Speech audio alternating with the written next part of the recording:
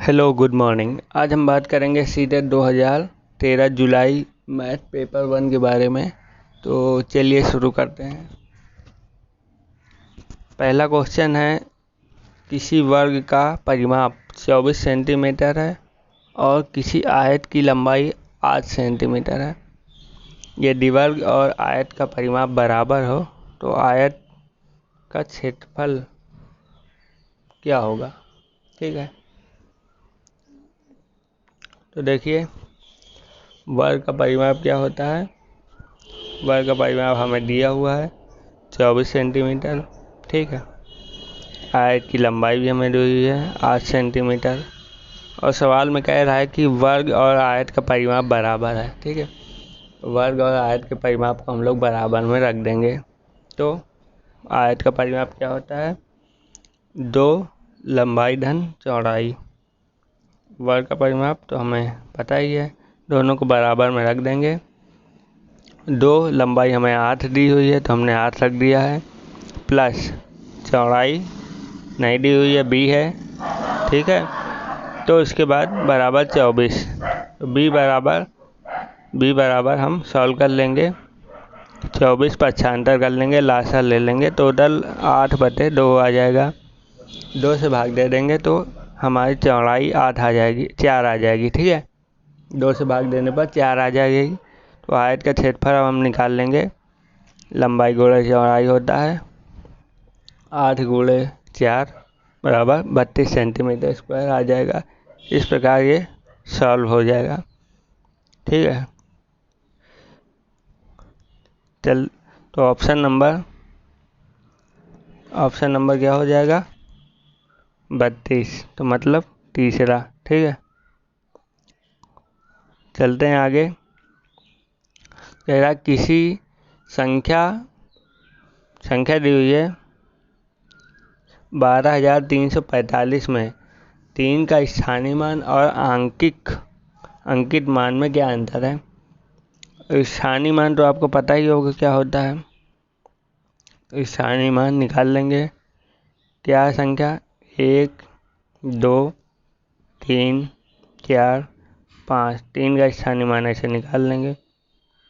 जिस अंक में इकाई दाएं सैकड़ा 2 अंक आ गए तो 2 जीरो। ठीक है, ये हो गया स्थानीय मान। अंकित मान का मतलब होता है कि संख्या कोई भी हो, जैसे 3 का निकालना है तो अंकित मान मतलब यही होगा 3। 3 का निकालना है तो 3 ही रहेगा, 1 का निकालना है तो 1 ही रहेगा, 2 का निकालना है तो 2 रहेगा, 4 का 4, इस तरह अंकित मान होता है। ठीक है, कह रहा है। ठीक है, तो हमारा स्थानीय मान कितना आया, 300 माइनस अंकित मान क्या है 3, माइनस कर देंगे तो आ जाएगा 297। ठीक है, ऑप्शन नंबर 3 सही हो जाएगा। ठीक है, चलते हैं आगे। लिखा निम्न में से कौन सा सही नहीं है। Which one the following is not correct. ठीक है, तो एक घन में 6 फलक होते हैं, बिल्कुल सही बात है। 1 मिलीमीटर में 0.1 सेंटीमीटर होते हैं, सही बात है। ठीक है, और ये नीचे कह रहा है 0.10 बराबर है 0.1 के। देख लीजिए, दशमलव हटाएंगे तो 100 हो जाएगा, इधर दशमलव हो जाएंगे 10, ये 0 कट जाएगा, तो ये दोनों आपस में बराबर हैं। ठीक है, तो ऑप्शन नंबर पहला सही हो जाएगा। इसको हम देख लेते हैं। कहता है जब 1 किलोग्राम में 1000 ग्राम होते हैं तो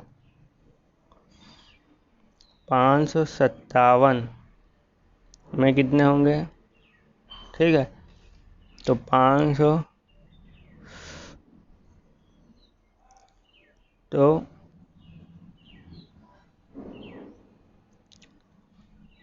इंटू कर देंगे, एक अंक बाद दशमलव, तो कितना आएगा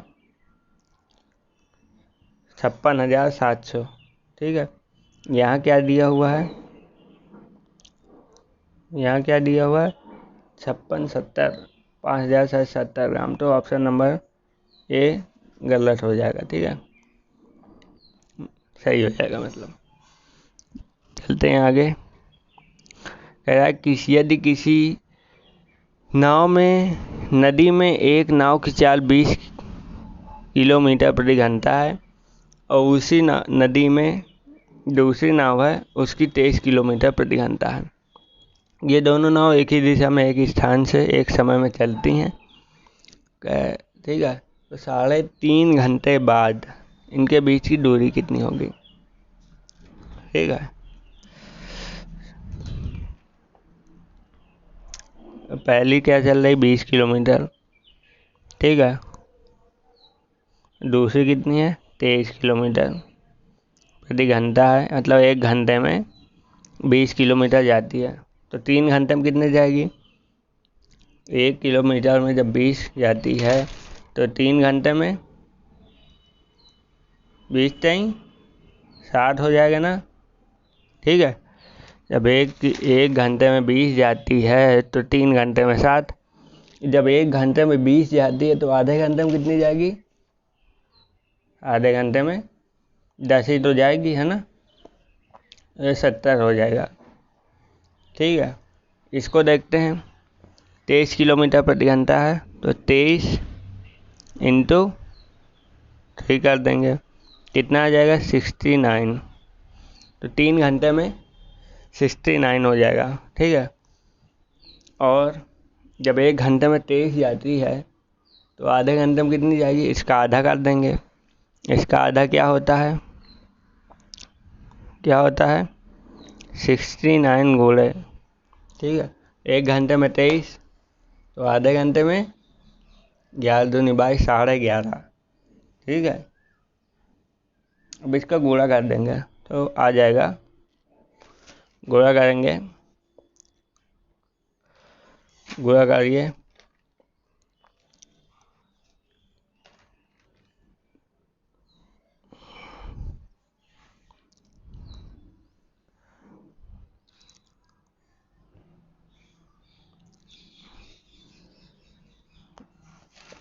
गुणा करने पर आएगा, कर लेते हैं गुणा।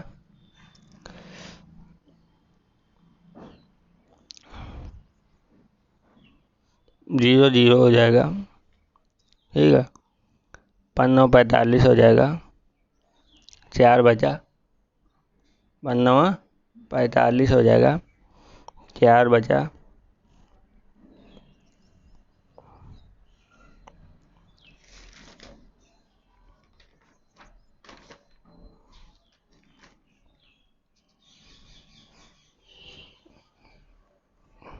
तो आ जाएगा गुणे में 80.5।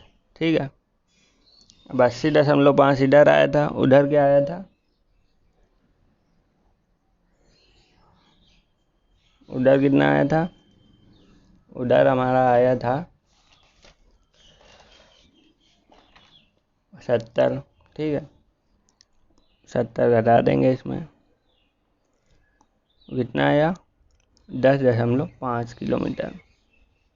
यही हमारा आंसर हो जाएगा, के बीच की दूरी 10.5 किलोमीटर। ठीक है, चलते हैं आगे। कह रहा है संख्या 90,707 को 9 से भाग देने पर शेषफल बताइए। और भाग देकर देख लीजिएगा। ठीक है, भाग देकर देख लीजिएगा, उत्तर यही 5 आएगा शेष। ठीक है, चलते हैं आगे, भाग तो आपको आता ही होगा। चलते हैं आगे। कह रहा है एक ताज़ा मछली को सुखाने पर उसका भार 1/3 रह जाता है। ठीक है, एक मछली है, उसको अगर सुखा दिया जाता है तो 1/3 हो जाता है। तो सुनीता है, उसने 1500 किलो ताज़ा मछली की बात हो रही, ताज़ा मछली 25 रुपये प्रति किलोग्राम के भाव से खरीदा। मतलब 1 किलो मछली 25 रुपये की उसने खरीदी। ठीक है, और उसको सुखाकर 80 रुपये किलो भाव में बेच दिया। मतलब 25 में खरीदी और सुखा दिया, उसके बाद उसने 80 रुपये की 1 किलो बेच दी। तो बताइए वो कितना कमाती है? तो देखिए, ये देखिए, 1500 किलो ताज़ा मछली थी, तो 25 रुपये किलो में उसने ख़रीदा। तो कितने में ख़रीदा? टोटल 37,500 रुपये में। और उसको सुखा दिया तो 1/3 बची, 3 से भाग दे देंगे। कितनी बची? 500 किलोग्राम खाली बची, बासी हो गई जब। और उसने उसको 80 रुपये में बेच दिया, 80 रुपये की 1 किलो। 80 का इसमें गोला कर देंगे तो आ जाएगा 40,000। तो उसकी बचत बताना है। और 40,000 में उसने बेची और 37,500 में खरीदी थी, घटा देंगे तो आ जाएगा 2,500 रुपये। ठीक है, यही आपका आंसर हो जाएगा। 2,500 रुपये आपका ऑप्शन नंबर पहला हो जाएगा। चलते हैं आगे। कह रहा है निम्न प्रतिरूप को देखिए। देखिए सवाल दिए हुए हैं। पहला इसने किया है 9 - 1, ठीक है। फिर उसके बाद डिवाइड कर दिया है, भाग दे दिया है 8 से, ठीक है। तो 9 में 1 गए, 8, और 8 में 1 कब 8 का भाग दे देंगे तो 1 आ जाएगा, ठीक है। इसी तरह इसने सारे पार्ट किए हैं। कह रहा कि ये वाला पार्ट हमको करना है, तो इसमें से घटा देंगे हम 6, तो कितना आएगा? जब 6 घटाएंगे तो कितना आएगा? 6 घटाने पर आ जाएगा 9, 8, 7, 6, 4, 8, ठीक है। ये आ जाए घटाने पर। अब इसमें हमको 8 से भाग देना है। भाग तो काफ़ी लंबा होगा, आ नहीं पाएगा इसमें, तो आप करके देखिएगा, ठीक है। ना आए तो कमेंट करिए।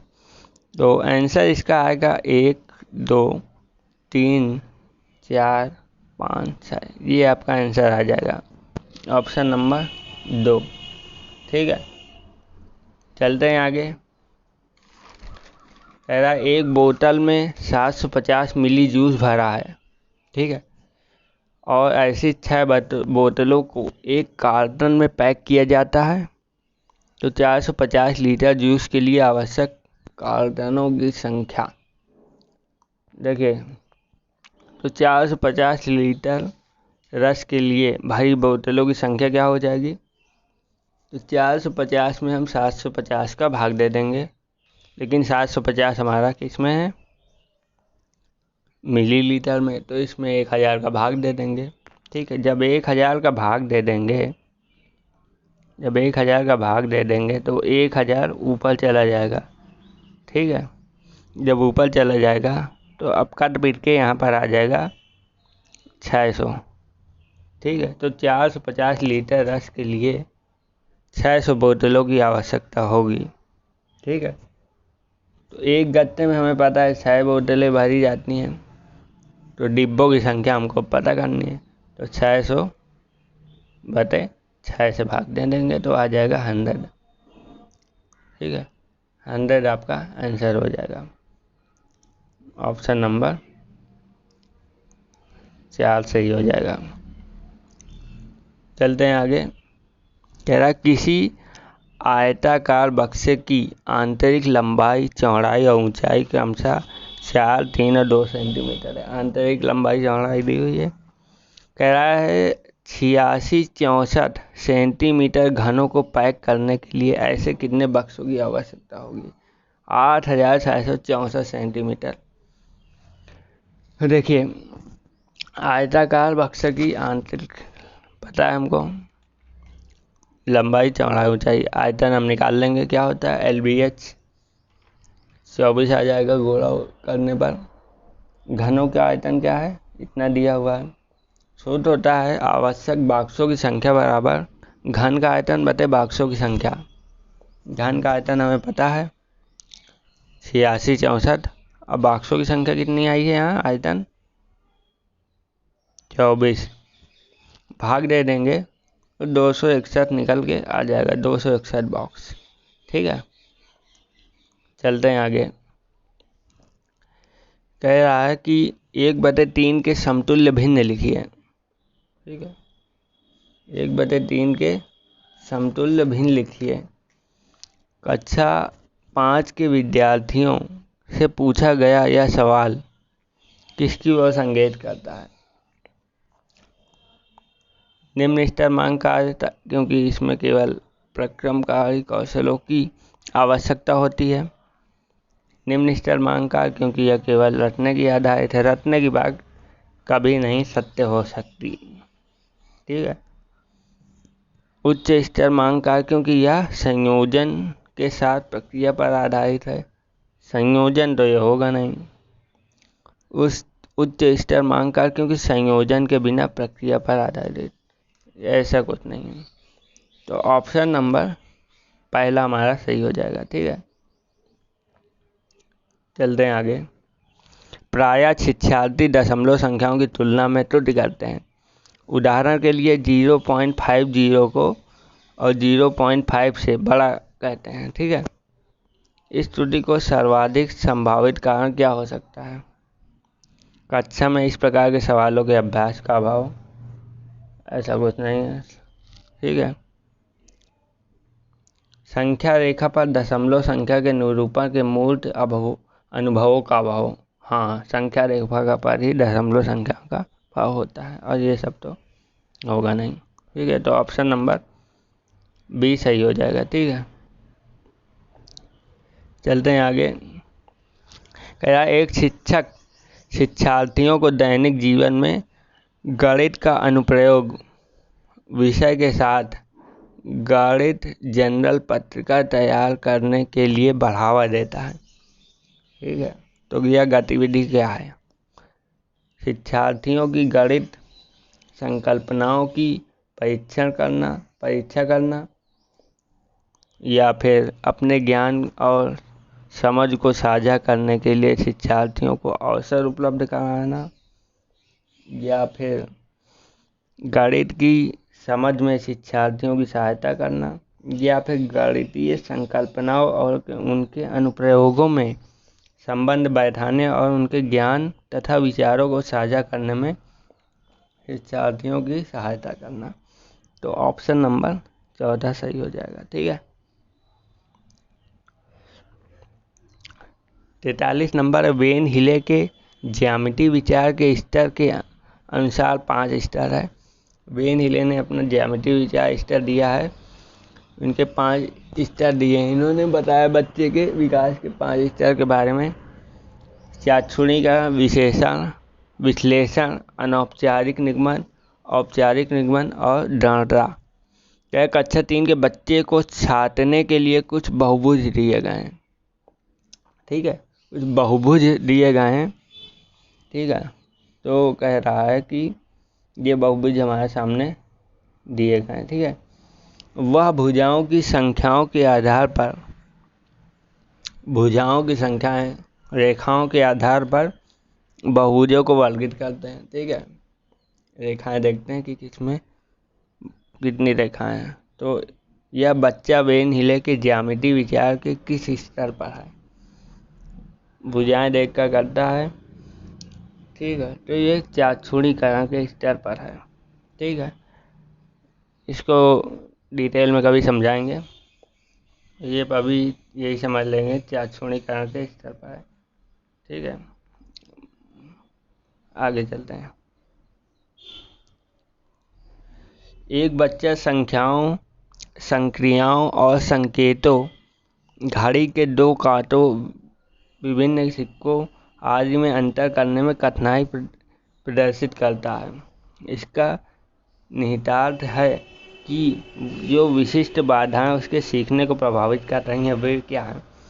देखिए, जब बच्चा, ये वेन हिले का सिद्धांत है कि बच्चा चाक्षुणीकरण में गोल वस्तु को सिक्का समझता है।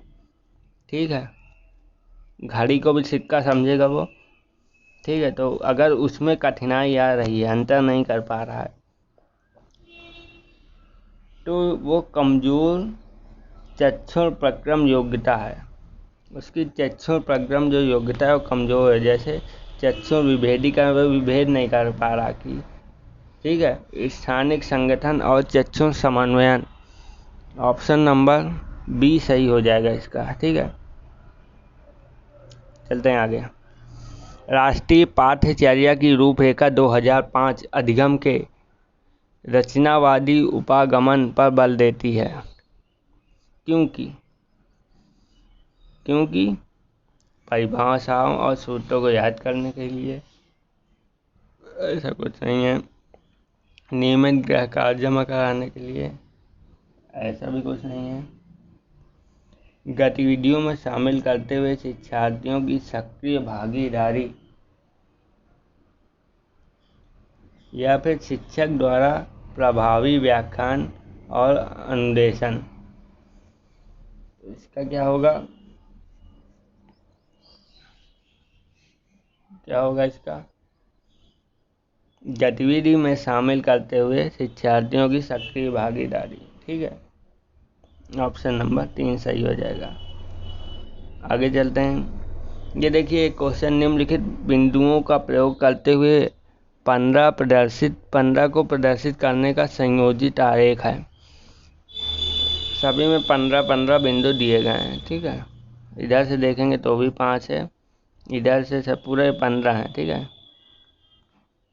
कह रहा है 15 अथवा अन्य किसी संख्या को प्रदर्शित करने के उपयुक्त तरीके को संकल्पना पढ़ाने के इस्तेमाल में किया जा सकता है। ऑप्शन देखेंगे कि क्षेत्र और संचयी प्रगति है, या गुणन की संचयी प्रगति है, अभ्यास और संयुक्त संख्या को पहचान, आयत का क्षेत्रफल है, या फिर दो संख्याओं का उत्पाद के रूप में एक संख्या को प्रदर्शित करने, गुणन की संचयी प्रकृति, गुणन की अस्मिता, अभाज्य और संयुक्त संख्या की पहचान, मात्रात्मक इकाई का प्रयोग करते हुए आयत का क्षेत्रफल, या फिर दो संख्याओं के उत्पाद के रूप में एक संख्या का प्रदर्शन, गुणन की संचयी प्रकृति, गुणन, अस्मिता, अभाज्य और संयुक्त संख्याओं की पहचान। बताइए।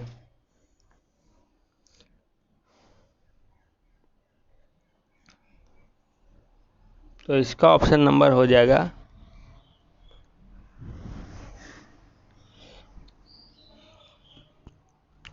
ऑप्शन नंबर हो जाएगा 4।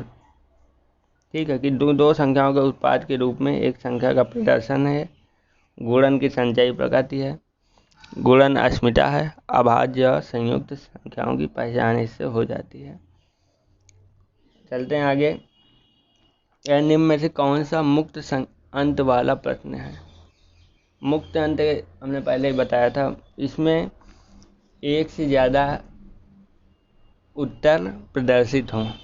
जैसे कह रहा है 25, 71, 19, 9, 8, 17 और 85 संख्याएं आरोही क्रम में लिखिए। ठीक है, इसमें लिख लेंगे, कोई दिक्कत नहीं है। ठीक है, फिर कह रहा है कौन बड़ा है, इन दोनों में कौन बड़ा है, इसका भी हम लोग कर सकते हैं। ठीक है, ये कह रहा है क्योंकि बता सकते हैं इन दोनों में एक ही तो बड़ा होगा। ठीक है, तो ये सही है। फिर कह रहा है 2.7 से बड़ी कोई 4 संख्याएं लिखें। अब 2.7 से बड़ी कोई 4 संख्याएं मुक्त अंक वाला प्रश्न है। ठीक है, क्योंकि मुक्त अंक वाला प्रश्न स्वतंत्र रूप से भावनाओं, इरादों और विचारों को अभिव्यक्त करने का अवसर प्रदान करता है। तो इसमें से कोई भी बड़ी 4 संख्याएं हो सकती हैं, इसको निश्चित नहीं है। ऑप्शन नंबर 3 सही हो जाएगा। ठीक है, चलते हैं आगे। कक्षा 2 के शिक्षार्थियों का सरल आकृतियों, उनके लंबों और किनारों के से परिचय कराने का सबसे उत्तम प्रक्रम क्या है? कक्षा 2 की कक्षा है तो इसका हो जाएगा जियो बोर्ड। जियो बोर्ड क्या है? जियो बोर्ड है द्वितीय श्रेणी के कक्षा 2 के छात्रों का सरल आकृतियों, उनके भुजाओं और किनारों से परिचय कराने का सबसे उपयुक्त उपकरण है। ठीक है, चलते हैं आगे। निम्नलिखित कक्षा 5 की पाठ्य पुस्तक में से एक सवाल दिया गया है कि यहाँ 4 खंभे हैं जिनका माप क्रमशः 105 सेंटीमीटर, 215 सेंटीमीटर और 150 सेंटीमीटर और 235 सेंटीमीटर है। यदि उन्हें समान लंबाई के टुकड़ों में काटना है तो प्रत्येक टुकड़े की अधिकतम लंबाई क्या होगी? यह सवाल के लिए क्या पूछा गया है? तो क्या गुणक और गुणज के ज्ञान की परीक्षा है, या HCF ज्ञात करने के कौशल की जांच है, या सीखी गई संकल्पनाओं का प्रयोग करते हुए समस्या समाधान कौशल को बढ़ाने के लिए है, या LCM या HCF पर आधारित शब्द संख्याओं का। अब देखिए सवाल हुए हैं, तो इसका हो जाएगा सीखी गई श्रृंखलाएं, जो अभी तक आपको टीचर ने सिखाया, जो अभी तक आपने सीखा है, ठीक है। तो सीखी गई संकल्पनाओं का प्रयोग करते हुए उस समस्या समाधान के कौशल को बढ़ावा देना, ठीक है। चलते हैं आगे।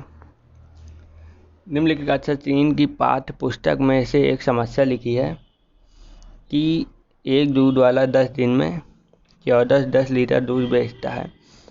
वह एक दिन में कितने लीटर दूध बेचता है? ठीक है। उपयुक्त सवाल में ब्लूम के संज्ञानात्मक क्षेत्र की किस दक्षता की ओर संकेत किया गया है? ब्लूम के सवाल बहुत आ रहे हैं, इसको हम जल्दी वीडियो बनाएंगे। तो इसका हो जाएगा विश्लेषण, ठीक है। चलते हैं आगे।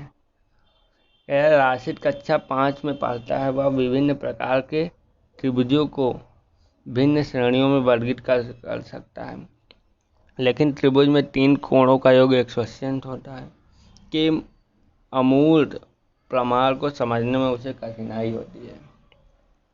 पियाजे के संज्ञानात्मक सिद्धांत के अनुसार राशिद किस चरण में? वो 180 अंश के जो कोण होते हैं उसको समझा नहीं पाता, ठीक है, प्रमाणित नहीं कर पाता, प्रूफ नहीं कर पा रहा कि हाँ 180 अंश के होते हैं। तो किस अवस्था में? तो ये है मूर्त, ठीक है, क्योंकि जो दिखता है वो तो कर लेता है, लेकिन जो दिखता नहीं है उसको प्रूफ नहीं कर पा रहा, तो मूल संज्ञात्मक अवस्था है पियाजे की है। तो इसकी हम वो भी बात कर लेते हैं। संवेदी अवस्था है, ये इसकी आयु क्या है? 0 से 2 वर्ष, ठीक है। तो इसके बाद पूर्व सक्रियात्मक अवस्था की आयु क्या है? 2 से 7 वर्ष, ठीक है। फिर उसके बाद मूर्त की क्या है? 7 से 11 वर्ष, ठीक है। औपचारिक की क्या है? 11 से 15 वर्ष, ठीक है। चलते हैं आगे। यह राष्ट्रीय पाठ्यचर्या रूपरेखा 2005 के अनुसार गणित की शिक्षा का उद्देश्य बच्चे की गणितीकरण की क्षमताओं का विकास है। स्कूली गणित का सीमित लक्ष्य है लाभप्रद क्षमताओं का विकास। यह गणितीकरण बच्चे की क्षमताओं का विकास करने की ओर क्या संकेत करता है, ठीक है।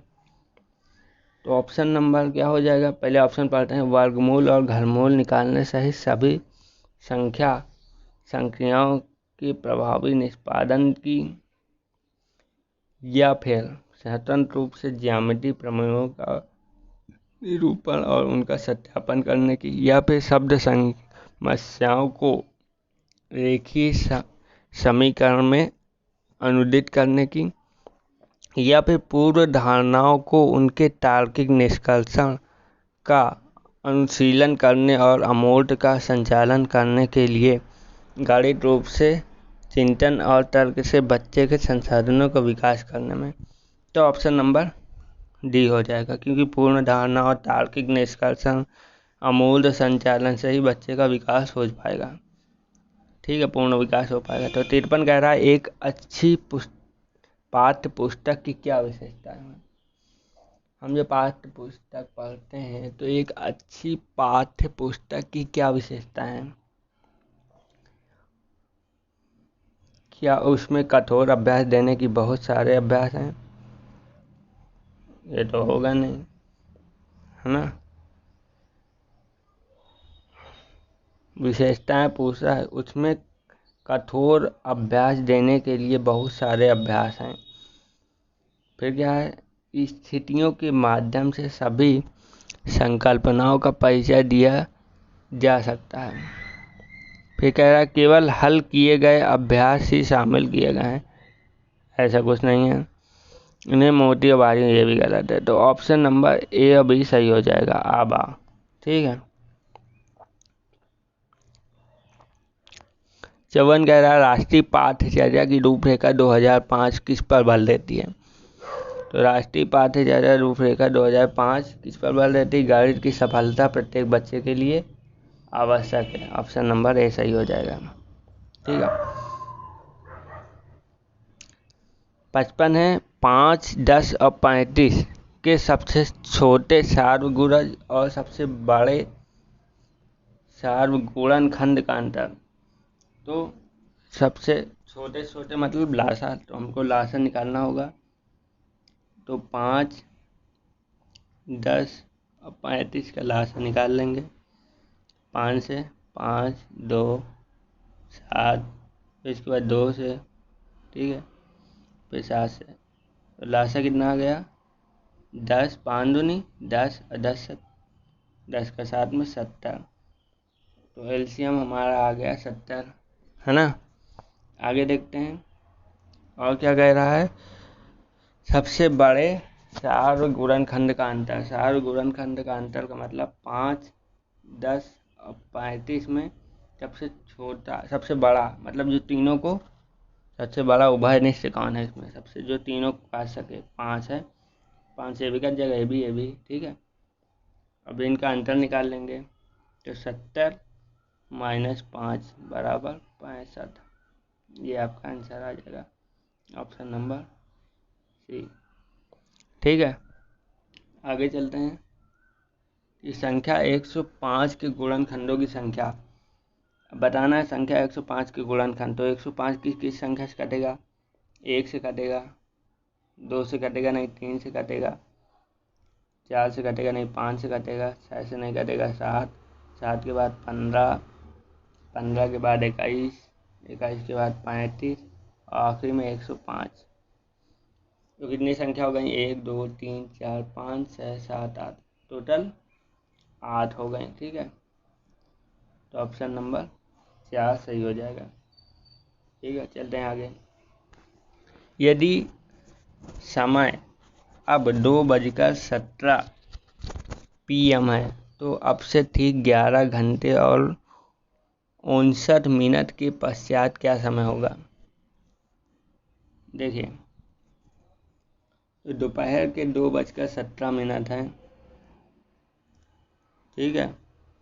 इसमें हम 11 घंटे पहले जोड़ देंगे तो कितना हो जाएगा, 1:17। ठीक है। फिर उसके बाद अब 1:17 में हम 59 मिनट और जोड़ देंगे। कितना आ जाएगा, 2:16 दोपहर का। ठीक है। 2:16 AM। ठीक है। तो 2:16 हमारा आंसर हो जाएगा। चलते हैं आगे। 3.5 समकोणों में डिग्रियों की संख्या बताइए। तो 3.5 समकोण का मतलब होता है 3 सही 1/2 में समकोण 90 अंश का भाग दे देंगे, गुणा कर देंगे। ठीक है। तो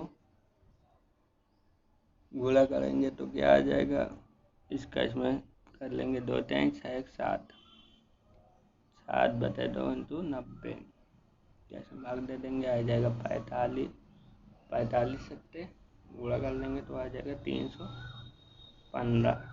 ठीक है। तो 315 आ जाएगा, यही हमारा आंसर हो जाएगा। चलते हैं आगे। 11 इकाई, 11 दहाई और 11 सैकड़ा किसके बराबर है। ये सवाल लोग बहुत गलत करते हैं। ठीक है। तो 11 सैकड़ा सबसे पहले सबसे बड़ा लिखेंगे, 11 इकाई दहाई सैकड़ा। ठीक है। इकाई दहाई सैकड़ा। ठीक है, ये आ गया। ठीक है।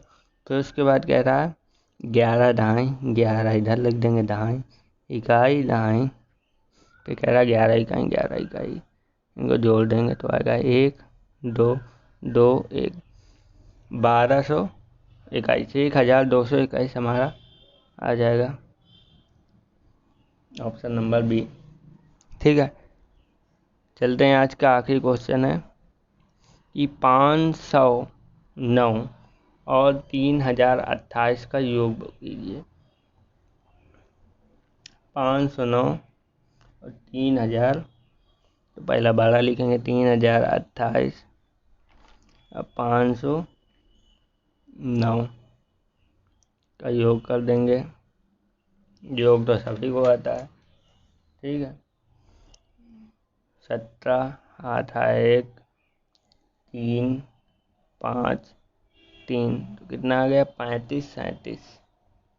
ऑप्शन नंबर ए हो जाएगा। तो आज की क्लास यहीं तक रखते हैं। कोई प्रॉब्लम हो तो कमेंट करिएगा। मिलते हैं अगली क्लास में। अपने अनुसार आप लाइक कमेंट कर सकते हैं। ठीक है, शेयर भी करिए। तो ठीक है, चलते हैं। Bye bye.